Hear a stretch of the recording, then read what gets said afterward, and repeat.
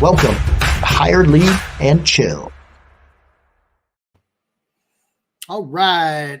That was an unusual intro. That's a new intro, and I don't know if I like it. I like the friends, the family, and all that stuff. That music was a little goofy to me, though. I don't know. It sounded a lot different when I was listening to it and trying to have some people pick it out for me. But anyway, it's Tuesday. Must be Tuesday, 4 p.m. Eastern Time. Shawn with Hire, Lead, and Chill. And we've got a real special guest on tonight. She's a TEDx speaker for starters, and I think that's cool. And we'll bring Patti in here in just a minute. Let me do this.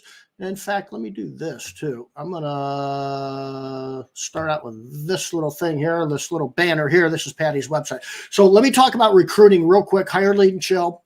As you guys know, I'm the guy with Hire, Lead, Chill, and Dan Plata is a partner. Michael Gregory is a partner.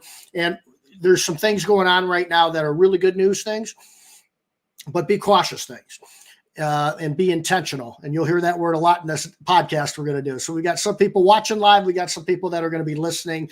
With that said, application flow and applicants and some fluidity is happening right now in the recruiting world. So that's good news for technicians and managers and salespeople and so on. There's two things I'm hearing. One is, man, these no-shows to interviews are still killing me and this and that and the other. And I've got a video that's coming out on how you can damn well eliminate them, certainly reduce them, but and probably a lot of you can eliminate them. And it's not some fancy, shiny thing. It's a very strategic, simple thing to do. And I'll be having that video posted out tomorrow. So look for that. And then the other one was, I'm getting more application flow, so I think that's good. So hold off using you guys right now, which is fine because we've taught you a lot of things over the last 8 or 9 years on how to do some things, and I'm all for it. Here's my secret sauce. I'm not afraid to give it away. The thing that I'm hearing, though, and I had 2 people that said we're going to wait because I think we're getting a lot of application flow on our own, and then they got back in touch with me like 2 weeks later. I just did demos with them and got them signed up, was that I'm still hiring crappy people. I don't know which one's out of this. I don't know how to screen them the right way and qualify them. So there's still those things there. When we first started almost a decade ago, I never even mentioned the word boosting or sponsoring job ads because you didn't have to. You can get 500 applications, 100 applications, no problem on Indeed. But the problem was the stack of resumes was as tall as your ceilings in your office. And nobody likes doing it. Nobody wants to go through resume after resume after resume, unless you got into business because you love reading resumes. I doubt it. Okay. That's something we can help you with. So that's my 2-minute spiel on that. But more important things, more cool things, more fun things. We're going to bring Patti DeNucci in. Patti, how you doing? I'm great, Shawn. How are you? I'm doing awesome. So, Patti, let's start out. Just tell people about yourself, and then we'll just see where we head from here. Okay. Well, I'm a 2-time award-winning author, which I'm very proud of because I've been a writer my whole life, and I've always wanted to write a book. I've got 2 books out there. One's called The Intentional Networker, and my newest one is called More Than Just Talk. They're both about conversing and connecting. I have a background in marketing communications and talent management. I grew up in a little iron mining town in northern Minnesota called Chisholm, and I moved to Texas right after college. I've been down here for 40 plus years, which gives my age away. It's warm here today. It's like unseasonably warm. And I love teaching people about how to converse and connect well, whether it's at work, whether it's at a party, whether it's at a conference, whether it's at a family reunion. I just think we're in an age where some of our social skills have atrophied, or we never had them to begin with. And I want to fix that. So that's what I'm all about. That is what you're all about. So I have a chat with somebody before I bring them on as a guest, just so to do my due diligence and out of respect for my audience to make sure we've got some reality people coming on and know what they're doing and they've got some background and history, and you certainly do. Tell us how you got on TEDx, man. What was that all about? Oh my. Well, it's interesting. I think I'm a pretty good manifester because, I have these little benchmarks of things that I'd really like to do in my life and my career. And I went to a happy hour hosted by a local women's magazine. And there was a woman there that I struck up a conversation with. Her name is Carolyn Jones. And she runs well, at the time, I don't know what she's doing now, but at the time she was running a dental practice. And she had a dream of her own, and she wanted to host a TEDx event here in Austin. And somehow we got talking about it, and she said, "Oh my gosh, I love what you do. I want you on that stage." So I didn't even have to convince her. That's awesome. I had to go through the TEDx process, which they tell you how much time you have and warn you that you may have even less time than that, which yes, that happened. They want you to have a structure. They want to see what you're going to talk about. It's very rigorous. It was a really interesting, fun day.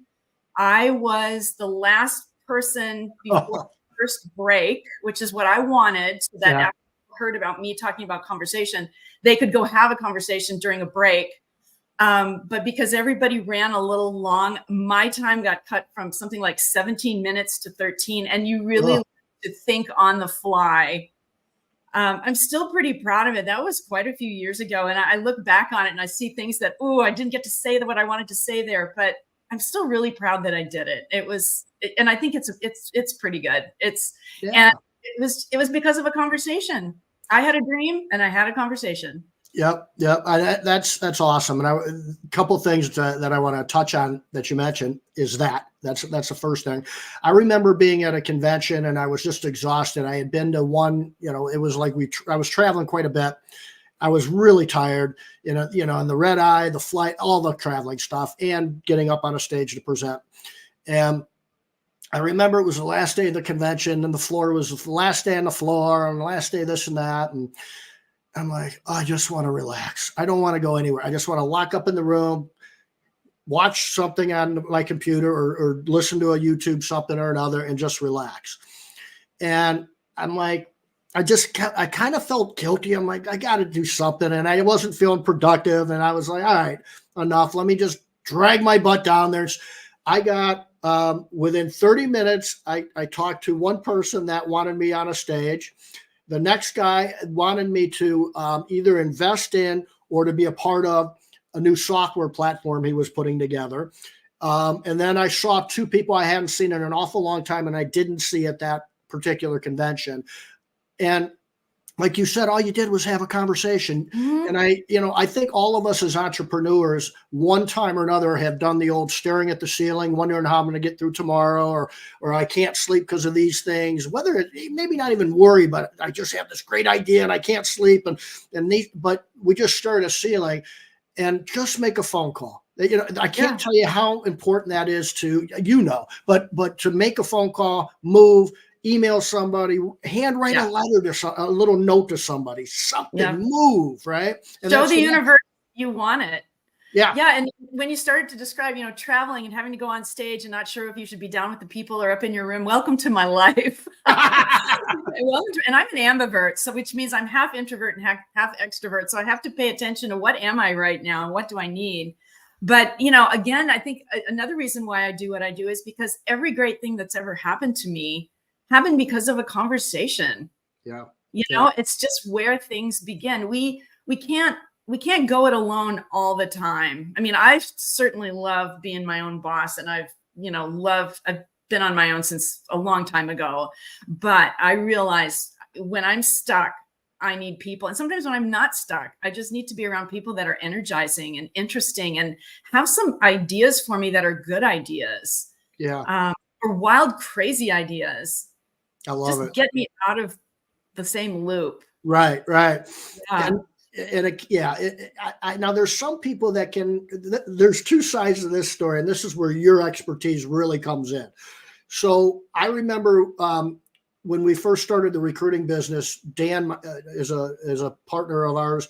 Dan and I were at our first two conventions on the other side. We had the booth. We were now vendoring. We weren't just the people showing up, having a couple of drinks, seeing our buddies and talking to vendors and walking around. We have a business we're promoting. So the first two were like, we had like 30 people come to the booth. We're talking, some were customers, or not customers, Ed, but friends, and this and that. We're just talking.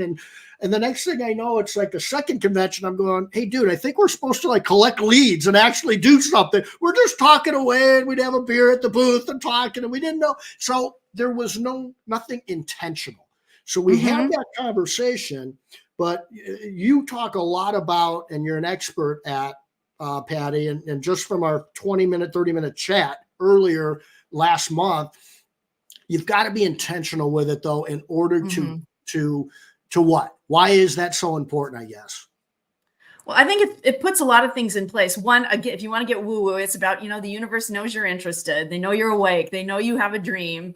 You know you have a dream or a goal or an objective, and other people know too. And they may know that you have a dream and they want to help you fulfill it, or they want to send somebody in your direction. Like, hey, she's serious. She really wants this business. And, I'll be honest, sometimes I'm not as intentional. Like you said, here you are having all these conversations, having a great time in the booth and not collecting the leads. I don't think that was completely wasted time. I don't think anything's completely wasted. I've had people come up to me and say, we had a conversation 5, 6, 7, 8 years ago, and you said blah, blah, blah. And I have no recollection of that conversation, but it meant something to them. Yeah. And it came back and they said, we really want to bring you in and do a podcast or come in and do a presentation or a workshop in our company. So it's not wasted, but it sure helps if you have some sort of systematic process for collecting names and contact information and all that. So at the very least, you can connect on LinkedIn. You can send out an email with maybe an attachment that's useful. And but I don't think any conversation is wasted. Yeah. I think if we show up as our best self. Yeah, I think so. I think that's right. Exactly right. And those couple of things weren't wasted one bit, because we learned from it too. And we had those conversations, and then we decided to talk about what did we actually gather from that? What did we get from that? And people would contact us and call us and that sort of thing. So it's like you said, it's just getting your name out there, your dream out there, and talk about it. And there's so many people this has happened to me a number of times, where I can't probably do business with you because you're not really something that we can use for our business. But here's I just talked to these 4 people the other day in my BNI group. You got to get a hold of them. And that activity happens an awful lot too, for whatever reason. As long as, you're interacting, eventually somebody is you attract that just from being a helpful human being and having conversations. Yeah. And I do that too. I say, I'm not in a position to hire you to, I don't really need what you're doing, but I know some people that you might really like, and they might like you. And I don't do that for everybody. I'm very intentional about that. If someone is like, I kind of have this little business, and, they're not really, doesn't sound serious. And like, I'm not sure. I don't know. I don't pass those folks on. So I look for high quality, because, when we refer people, that reflects on us. If you're going to play matchmaker, you better be pretty good at it. Yeah. Otherwise, you're just creating more noise for more people. Right. And then you get the other ones that are like, oh yeah, I know all kinds of people, and then you never hear anything from them, right? Because they're just the talkers. The whole networking world is a really interesting world. I was just having lunch with a fellow expert in the networking realm, and we had lunch yesterday. And we were just talking about how, man, we've been doing this for a long time. Are we even making a dent in the population here? Right. Does anybody know I'm out there? Is anybody listening? Well, really, and when you do become a good an intentional networker, and you're good at the conversation and the connection part, it's the edge everybody's looking for, and you really stand out. Yeah. So we talked about this in our little chat in February when we were prepping a little bit for this, which really was nothing more than us just BSing and talking. We didn't prep. Yeah. It was just getting to know each other. So I can get up on a stage and throw 1,000 people and chairs out there, and literally doesn't bother me. I mean, you get a little bit butterfly here or there, but once you start talking a minute in, you're fine. I can't speak for others, but one-on-one, I can sit and I've had this happen. I can sit with somebody for 3 hours one-on-one that's having trouble, that needs to talk to me. I have no problem with that. When I go out to dinner or there's a table of 15 or 16 people, I am so out of my element. I literally don't, I can't get in my element. I don't want to be there. I'm getting older, so I'm getting a little harder of hearing, and there's everybody interrupts, and I don't know if it's just a generational type of thing. I don't really believe in that a lot, generational things a lot, but it's just not my comfort zone. And I'm in that situation every now and again, and I don't know how to fix that. I don't know if we can fix it. I'm not that fond of that kind of format either, because think about it, a long table, you're only going to really be able to talk to the people in your immediate vicinity. I'm doing body language. And right. I'm not even Italian. I'm only Italian by previous marriage. Anyway, that is a hard situation to be in, and I'm not particularly fond of it either. I like one-on-ones. I like a lunch foursome where there's 4 people sitting at the table. I really like that. But I think that the main thing there is you are aware that that's not your favorite format. I'd rather everybody got up from the table and we mingled around a little bit so that we could talk to you for a little while and then move on to another conversation. The sitting at the table with 16 people, and I know, like, when you get together with family or a lot of friends or a company for lunch, it's just going to be that way, and we have to just do the best we can. But I'm with you. That's a hard format to be social in, to have meaningful conversations, and it's noisy. Even the restaurants don't like it. I was reading an article, I think in the Wall Street Journal, that restaurants can't stand it when people want to have 3 tables shoved together.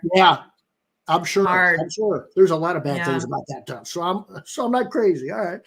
So let's talk about a little bit for the audience then about going to a conference, going to a workshop conference where maybe there's 50 to 100, or going to a convention. In our world, in the home service industry, there's a lot of 50 to 100s. There's a few couple 2 to 500s, and then there might be 1 or 2 that are bigger than that. So we're talking maybe 100 to 500 is probably really what my audience is most going to come up against. And so with that said, I mean, I wasn't a convention guy 30 years ago, 25 years ago. Somebody convinced me to go, and then I haven't stopped going since. And it wasn't necessarily super comfortable, like we talk about, the old cliche, get out of your comfort zone and all that. And I understand that, and I did. What about so there's 2 things that I'm conflating. One is, what's your advice to that person that doesn't want to do the convention stuff, number 1. Number 2, what's your advice when they finally jump over that obstacle and get there? Just in general, what does that advice look like from you? Well, I think the people that don't want to do it either haven't done it before, or they find it completely overwhelming. And regardless on whether you love it or some people actually love it and they're like, oh, I'm in my element. Whether you love it or hate it, my advice, and I have a blog on this. If you went to my website and clicked on blog and typed in the search box conference, I think it might pop up. It's my advice for if you're going to a conference, is think about first and foremost, why are you even going? Why are you taking that time away from the office? Why are you spending the money? Why are you putting the focus and the energy on that? Is it really something you want to attend in the first or need to attend in the first place? And if it's because my boss says I have to go, then you and your boss need to sit down and understand, and whether it's yourself, maybe you're the boss, whoever's in charge needs to have the conversation with you on what we are hoping that you accomplish. So that you have some intention, some purpose, some pre-planning. What would be a success when you came home? Would we have more leads? Would we have customers? Would you have learned some really important concepts or strategies? Would you have met some great people? Would you have gotten our name out there? And it's different, like you said, when you're an exhibitor versus when you're just attending. Or maybe you're a sponsor. That's a whole different thing. But why are you going? Again, it's like going to a networking luncheon or going to coffee with somebody. Why are you going? And if the answer is I don't know, I'm not sure, then don't go. And an introvert will do a conference differently than an extrovert. I know people that, man, they get in that hotel or in the conference center, and they are going from sun up to sundown, and they get their 6 or 8 hours of sleep, and they're great to go the next day. That's not me. And I'm an ambivert. I still have that extrovert side. An introvert might have to go to breakfast, go to a couple sessions, go to their room and take a break, go to lunch or not, maybe have lunch outside in the sunshine and then go back. And you have to find what your realistic pace is. Otherwise you'll just be burned out and exhausted and you won't accomplish anything. And other people can tell when you're burned out and exhausted. Yeah, for sure. For sure. Yeah. I did do a conference last fall, but it was right here in my neighborhood. I mean, literally like a mile away. So I could come home in the afternoon, take a little break. I could skip lunch if I didn't like what they were having. I could come get changed and refreshed before I went back to the happy hour. I loved it. But, I also really enjoy a good conference with good programs and interesting people in a great town. It's a lot of fun. Yeah, it is. And it's a great break. It's like summer camp for grownups, I think. It is. Yeah, I do enjoy it, but it's tricky. And if you're not sure on why you're going, you're spinning your wheels the entire time. That's not good for anybody. Yep. So we've got Joe or Jane. They're on the plane. They're headed out there, and they get there, and they've got to check in and all that stuff. And you're standing in the check-in line. Okay, you're ready to register and get your little thing and get your badge and all that good stuff. Yeah. And you're standing next to people. Yeah. How is that when you're somebody that's, first of all, maybe not real comfortable in that area, or it's your first one, or you're just not comfortable? Mm-hmm. Strangers are everywhere. Mm-hmm. Strangers are everywhere, right? Stranger danger. Stranger danger, baby. Stranger danger. And then you see there's 5 other people, and they're all talking, high-fiving and everything, and you're, oh man, everybody knows everything, and you start to, let's talk about sort of the psychology of it a little bit too, sure. Right? I'm going like this, nobody knows who I am, and you always see people that have been going to conventions for a long time, and they're talking and high-fiving, or they do business, and hey, go, and you're just kind of standing there. What do you do? What would Patti do in that circumstance, or advise, man? Well, first of all, it's hard to be new. I mean, and you feel like you have the word new, tattooed right across your head. Yeah. You should be wearing a beanie or something. And then to make it worse, I think some of the conference organizers think it would be great to put newbie or, new person on your badge, which I've been to conferences where they call you VIPs, which is a lot nicer. Yeah. You're a VIP. You're a VIP. This is your first conference. We want to make an impression. We want you to come back. So there's a psychology there on what they've done to you with your badge. Yes. I tell you what, as soon as I see somebody that looks like they might be attending the same conference, and it can be on the plane, it can be in the airport when you arrive and you're checking bags and all of that. I start conversations, just random conversations like, hey, are you going to the such and such conference are you staying at the hotel? Would you like to share a cab? Yeah. Or maybe there's several of us that could share a cab, and there's a start right there. And that takes courage. Here's a big one that I talk about in my new book, and it's called Assume Positive Rapport. Forget that you're new, or else embrace that you're new. And assume people are going to like you. Assume things are going to be great. It's going to be a good experience. And as soon as you get rid of that inner turmoil and the anxiety, I think body language changes, our facial expressions change, our jaw unclenches. And you can say, hey, this is my first time. Do you have any tips for me? People love to give advice. They love it. Yeah. They love it. They'd love to take somebody under the wing. And you can say, I'm really looking to meet XYZ, or I'm really interested in the speaker that's going to talk about whatever. We're all going to the same thing. We already have something in common. So it's far easier than making a cold call, for example, which I think is my least favorite thing to do. But just start. Coffee lines, hallways, elevators, breakfast. Some people like going to dinner with random strangers. Some conferences have it set up where you sign up to go to a restaurant with the group, which might put you in that situation we just talked about earlier. I prefer to see how the day goes, and to, if I'm sitting next to somebody at a session that I just find really interesting and I like their vibe, I may say, hey, if you don't have dinner plans, would you like to go have dinner? And maybe get a foursome at max. And that to me is interesting and fun. And I think as I was listening to you and the question, the question was how do I feel? And you're kind of thinking inside, and you're looking, and you're not feeling comfortable. And you basically said, tell the truth. Tell them that's how you feel. You see somebody next to you, and you tell them, this is my first one, or I'm not comfortable with these conventions. I'm a little nervous. I think there's nothing more inviting than somebody being vulnerable, telling the truth. And then that's a real easy way to get somebody to kind of pull you a little bit closer and have a conversation with you. Yeah. I think you've already proven that you're human and that you're not afraid to be human. I mean, think about that versus the person that's trying to posture and say like, well, yeah, I've been doing this for 15 years and, and they're trying to be impressive right off the bat. Right. I mean, which one would you rather hang out with? Yeah, exactly. All right. So once they get there, what sort of things? So you're at the convention. Is it something where you actually have goals that you're setting for yourself, or is it more something where I just need to do these 5 things and everything will be great? Is it what does intentional mean, I guess? What do you mean? I think it depends. For example, the last conference that I went to in October, it's, again, it's right here in my neighborhood. So it's like, hey, I can pace myself. I'm going for quality here for 3 days, not quantity.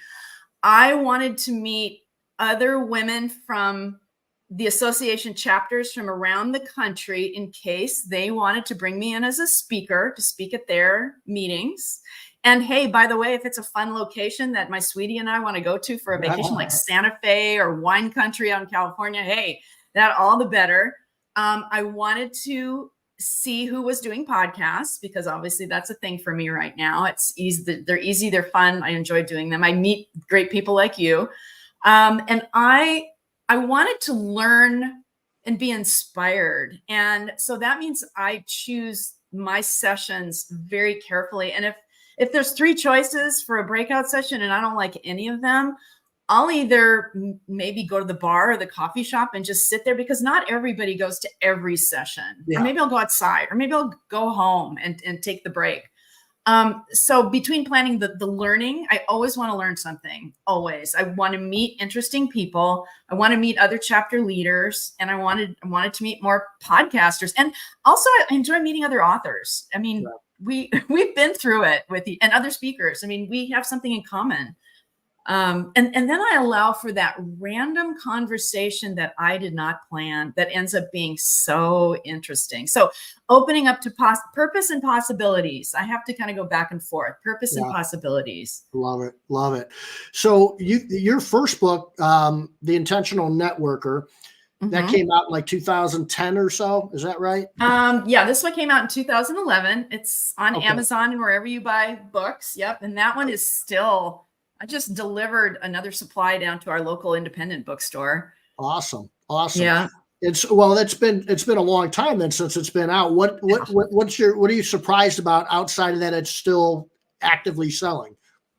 I tried when I created that book, I really tried to make something that was pretty classic and timeless. Now, could I do another version with some updates in it? Absolutely. Do I want to do that this year? Maybe. It just depends. But that book just has some really classic guidelines for not just networking, but for living your life and for entering into relationships and conversations. But it didn't answer a lot of other questions about, well, how do I get the conversation started? How do I change the topic if I don't, if the person's not very interesting, or I don't really want to go down that path. Hey, it's an election year. So, there's certain paths we don't want to go down if you want to enjoy yourself. So that's why I wrote the second book, and that came out about a year ago. And I'm really proud. Both of them are award winners. So awesome. Yeah. And the second one's called More Than Just Talk, the essential guide for anyone who wants to enjoy better conversations. And I don't know if this is showing up backwards or not, but this is generally what it looks like. No, that's good. You can get them wherever books are sold online, basically. Okay. So so it's an interesting title. Give me the basic cliff notes on it. On More Than Just Talk? Yeah. It's about more than just talk. No, it is. So it's also arm wrestling and what else?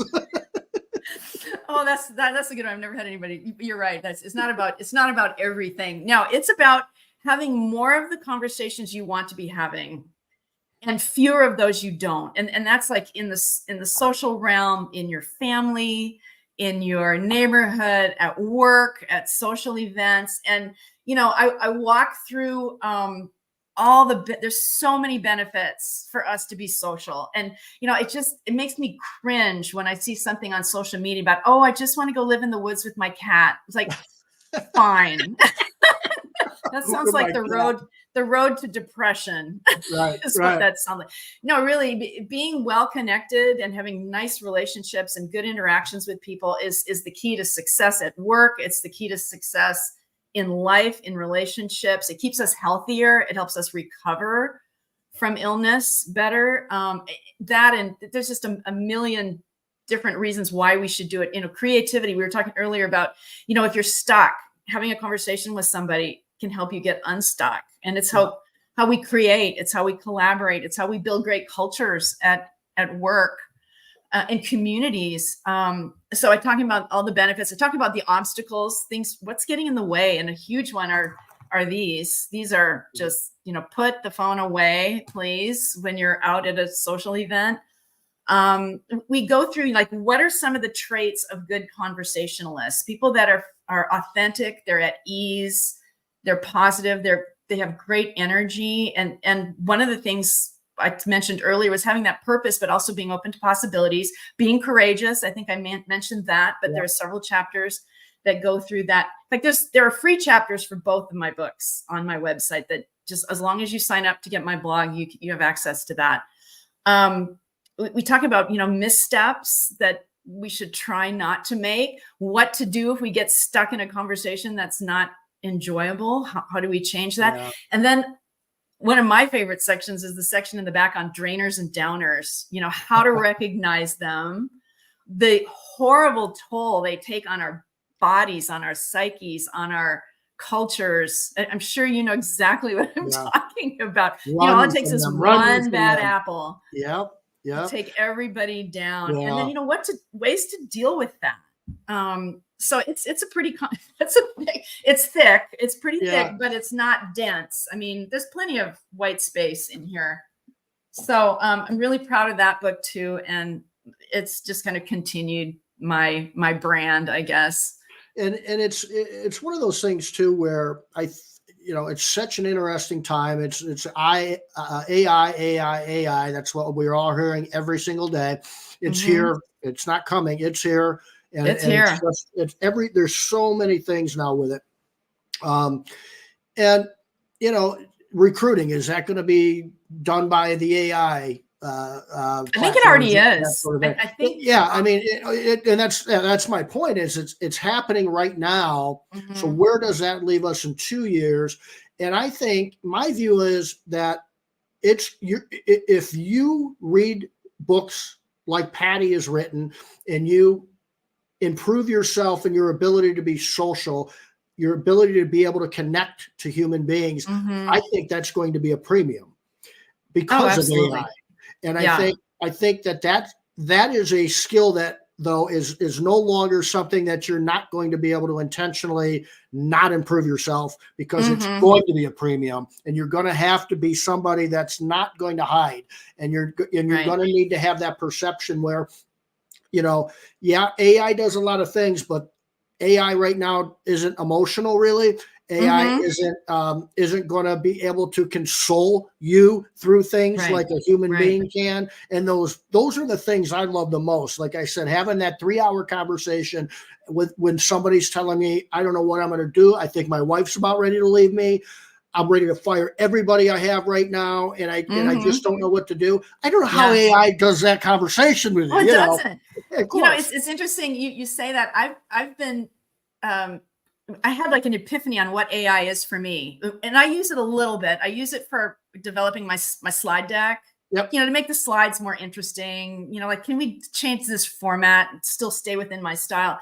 And I find AI to be a very bright but inexperienced intern. Yeah. who's Yeah. like, well, this would be really cool. It's like, that is really cool, but it doesn't work. No one's going to be able to read that slide, you know? So I consider it, it's like having a really good upfront person, person answering the phone. It can at least send the call to the person that needs to get the call. And I know there's much more to it than that, but it's interesting. I'm going to be presenting at a conference in May, and it's all about AI, but they're bringing me in as the closing speaker to talk about the human connection, to bring people back to the point that we love AI, but we should use it to make life more efficient so that we still have time, and maybe more time, for those human conversations like the one you just mentioned, where it's like you've got an employee with a problem and it's going to take more than 100-word paragraph written by AI to console them or to direct them. And what's the best thing for you? What's the best thing for the company? What's the best thing for the client? That still takes wisdom. And, AI is smart, but I don't think it's wise. Right. Yeah. Right. And it's, it's one of those things where taking clients or prospective clients golfing, having a company picnic, having a bowling night. I don't know how AI is going to do any of that stuff. So I love it. I do love AI. I use it almost every day, but I think it's so important, and your books are so relevant right now. And I think they'll be even more relevant in 3 years, 4 years, and 5 years from now. So kudos to you. People need to get that book. And I think it's a premium that you're going to have to improve your social skills, because again, it's the edge. It's what makes you stand out, and it's what makes people like you. I mean, and even though you have a really great resume that AI helped you write, and it's got all the keywords, and you've gotten rid of the extra space after the periods, they don't know how old you are, that kind of thing. But making those polished little touches that get you in the door, you still have to interview. And I'm getting calls from companies that like, please, can you do something on interviewing? Can you do something about, because an interview candidate should ask questions, not just answer them. Right. And the questions you ask are an indicator of, your interest in the company and what you're going to be like to work with, and what's on your mind. How does your mind work? What do you want this to be for yourself? I did a thing at the University of Texas earlier this month. Actually, it was last month. And it was a pretty small group that showed up. 55 people signed up, but only 16 of the students actually showed, which is kind of interesting, I think, in its own right.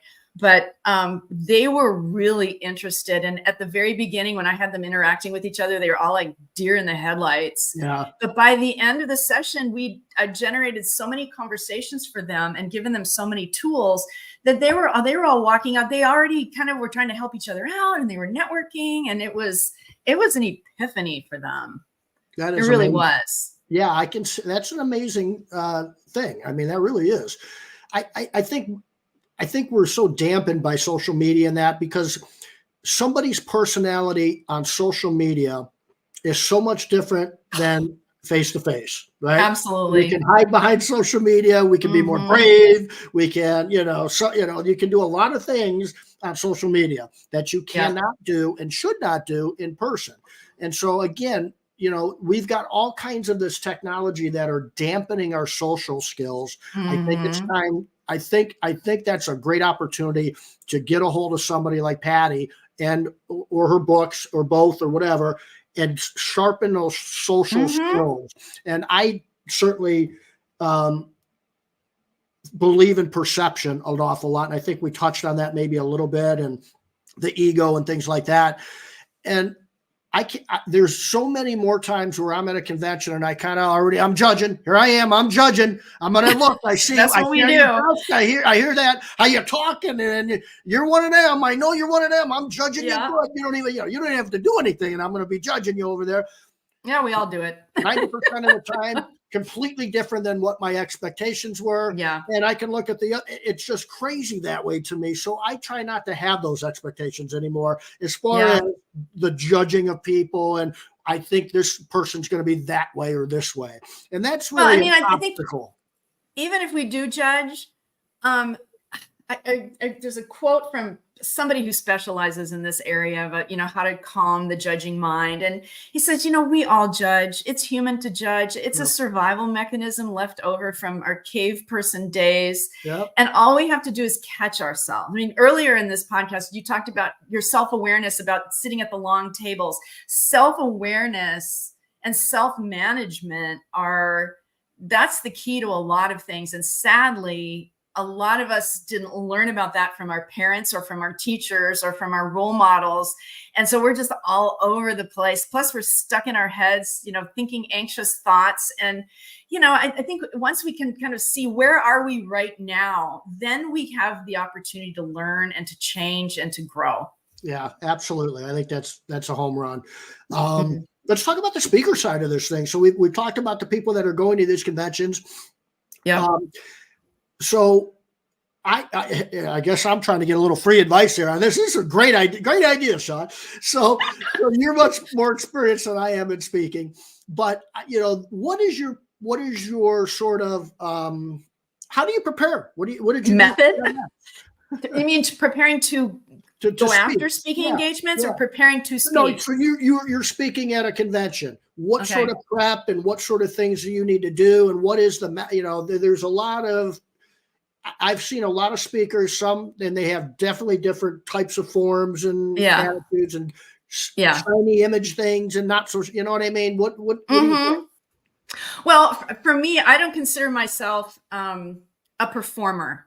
Some of my speaking colleagues came from a theater background, from debate, they are well schooled in stagecraft. Yeah. I took one speech class at the end of the last semester of college. I just put it off as long as I could.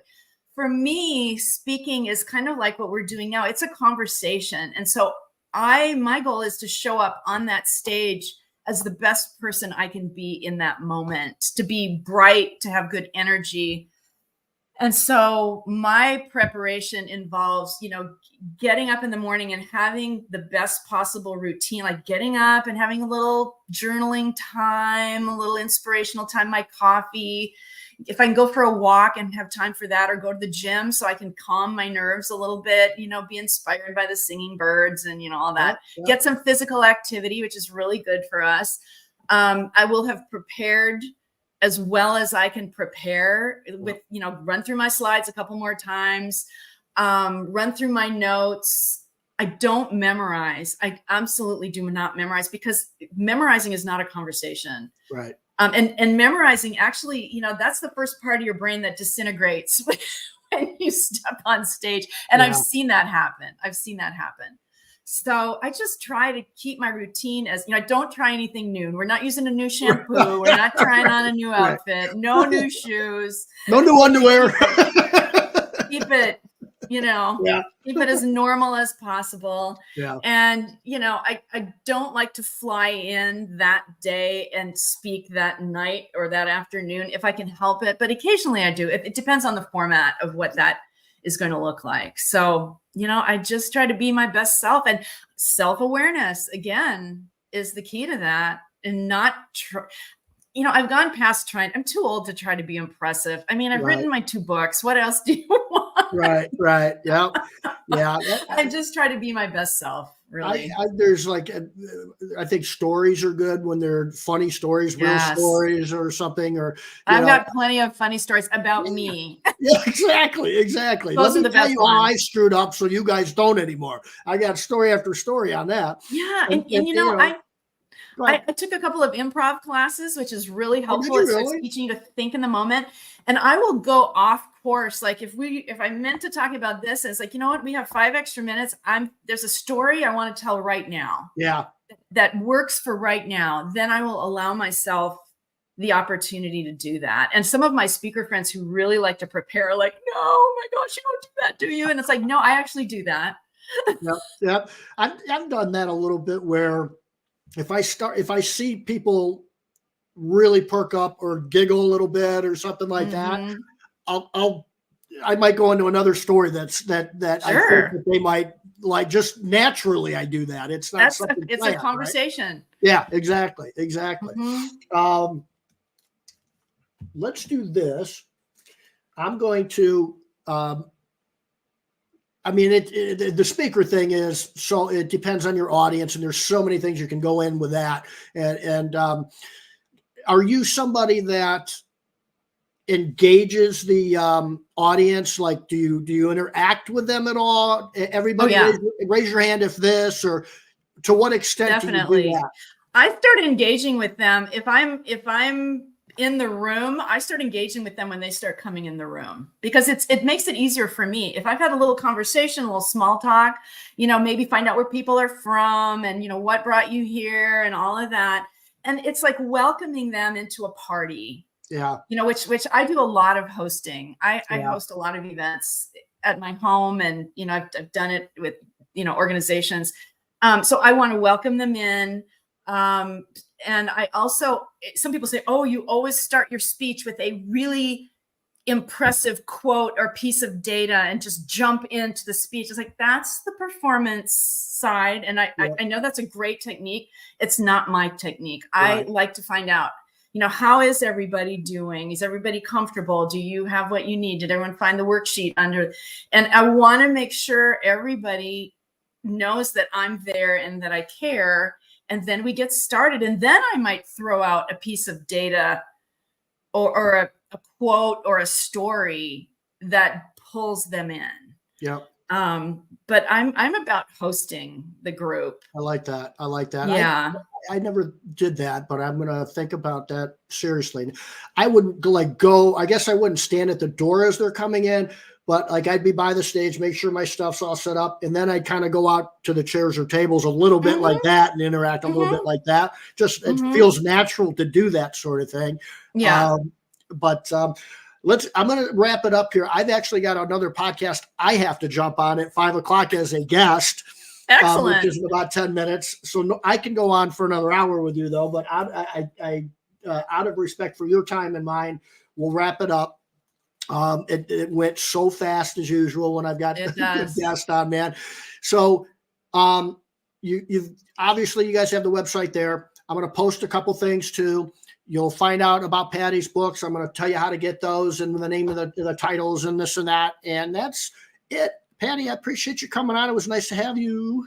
My pleasure. It was great to be here. And we can do this again. We can dive deeper into any topic. I will definitely have you on again for sure. And we'll dig into something. I've got a couple of things in mind that we can go over and talk about, because it's so interesting to me. And maybe now I'll keep you on another hour, as I just told you I would, right? So and my screen goes crazy because I jump around a lot. So like the screen doesn't know what I'm doing right now. It looks like you have a velvet shirt on. Isn't that cool? What is that? That's very cool. We'll go with cool. That sounds fine. All right. All right, everybody. So Tuesday, 4:00 next week. I apologize. I can't remember who I have on, but just show up. It's going to be a good guest, I'm sure. Patti, again, thanks for showing up and being on and talking with us. I want to say, if you need anything recruiting wise, whether it is a demo, a conversation about recruiting, interviewing, screening, vetting, whatever it is, a job application, a job scoring, whatever it is, just reach out to me. And my goal every single time I do a demo or have a conversation about recruiting is that you feel 100% confident and better that you're going to execute on your hiring needs, whether you hire us or not. That's my goal. So with that said, everybody out there, you have a good day. God bless, and thanks for showing up.